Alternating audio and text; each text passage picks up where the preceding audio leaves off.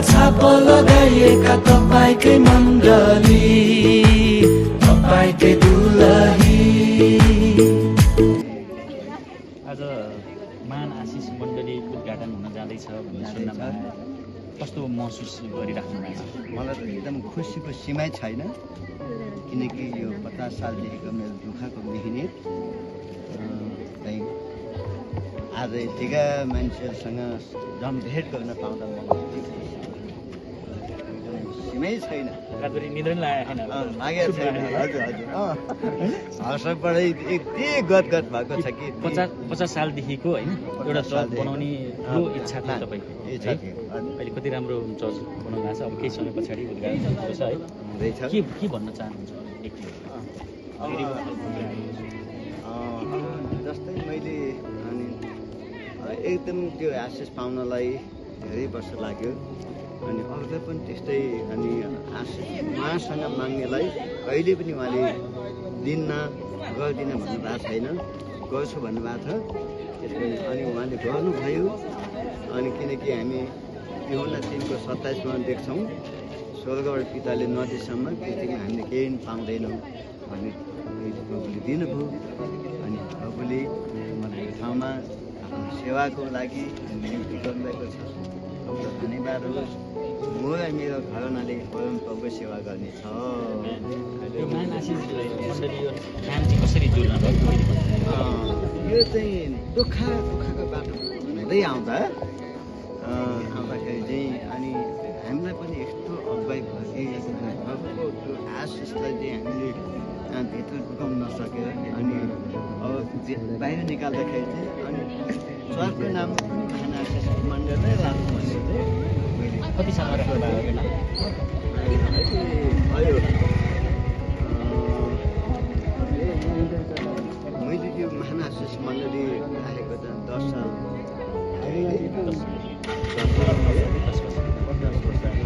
अब यही नाम राख्नुपर्छ भन्ने भयो। यो चर्चको छोरी मण्डलीहरू कतिवटा छ? अहिले कुने गाउँ माथि महान आशिष मण्डली, अनि अब हाम्रो माने डाँडा छ, अहिले कुने गाउँ छ, बिल्ली छ, अनि त्यसमा गर्दा माथि डबली।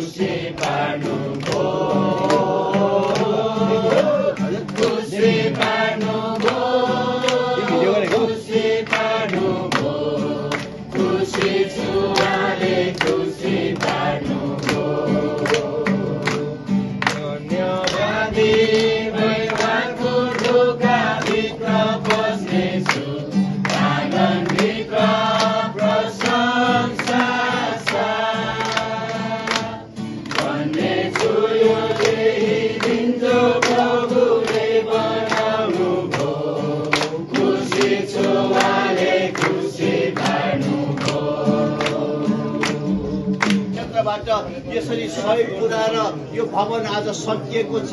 यो भवनलाई तपाईँकै चरणमा अर्पण गर्दछौँ। यस भवनबाट प्रभु तपाईँको सत्य प्रचारिएको होस्, तपाईँको नाम उच्चारिएको होस्। यो भवनबाट तपाईँको सत्यको वचन ठाउँ ठाउँमा गाउँ गाउँमा गएको होस् र यो ठाउँमा प्रभु तपाईँको महिमा आदर इज्जत र सम्मान भएको होस्। हामी यही प्रार्थना गर्दछौँ।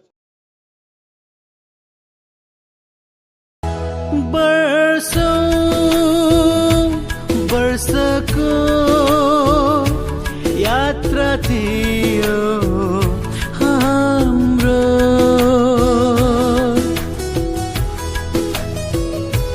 वर्षको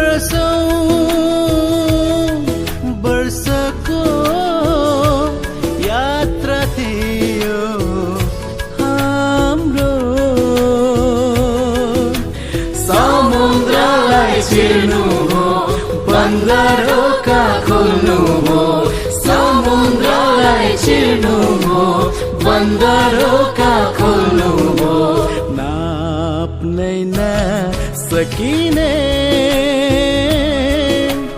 तौल्न पनि नमिल्ने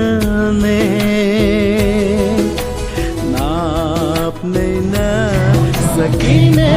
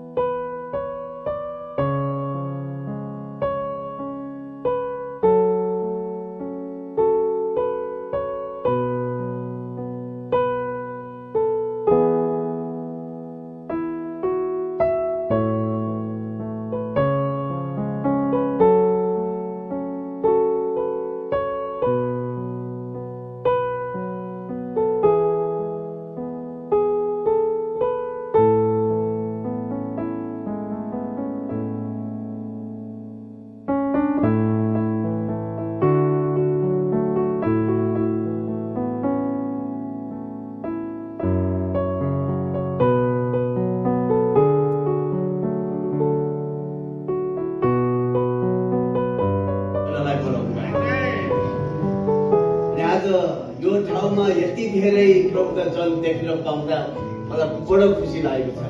अनि 미래 스토리는 어떻게 승리로 쓰여질 것입니까?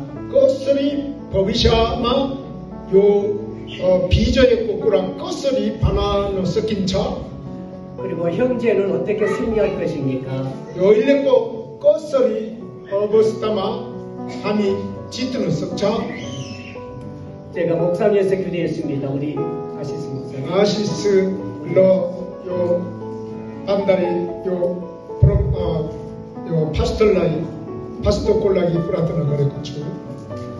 목사님 말씀 듣기로 33년간 여기서 목회하셨다고 들었습니다. 파스톨 질레 때티 스벌사 썸머 에서니 세와카이 거리 라이헤로 가이레 썸머 아우루바요. 하나님께 기도했을 때 과거 스토리를 제게 말씀해 주셨습니다. परमेश्वरले मलाई त्यो 스토리 비겁고 스토리 번이디는 거예요. 처음에는 배를 하오라는데